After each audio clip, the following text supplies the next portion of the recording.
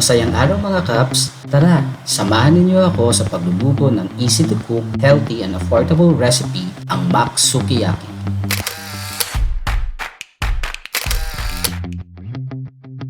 Ano-ano ba ang ingredients ng ating Sukiyaki?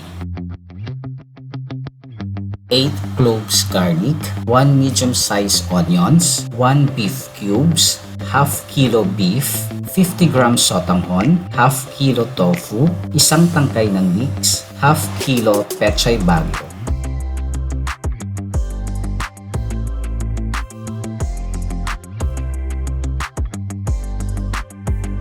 Tara mga Kaps, simulan na natin ang ating pagluluto.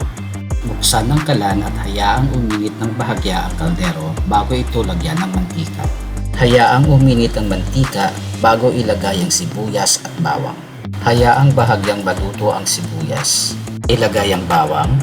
Haluin hanggang sa maluto ang sibuyas at bawang. Ilagay ang beef.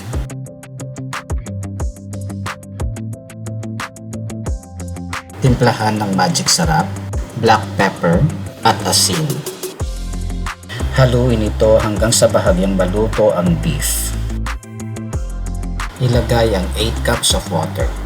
Takpan ng kaldero, hayaang kumulo ito hanggang sa maluto at lumambot ang karne ng baka.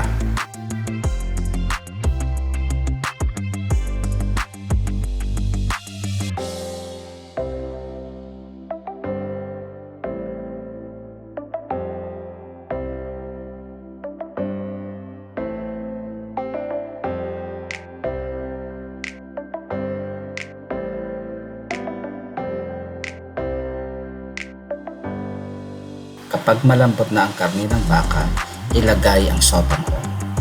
Haluin ng bahagya at saka ilagay ang fried tofu.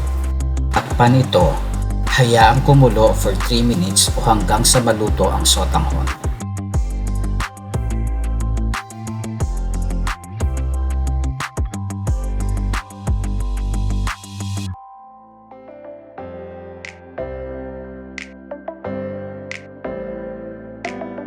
Pagkatapos, ilagay ang Pechay Baguio at Leeks.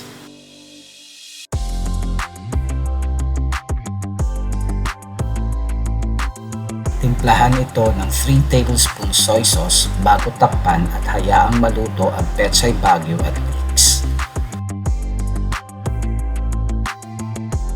Ayan mga Kaps, ready na ang ating Sukiyaki.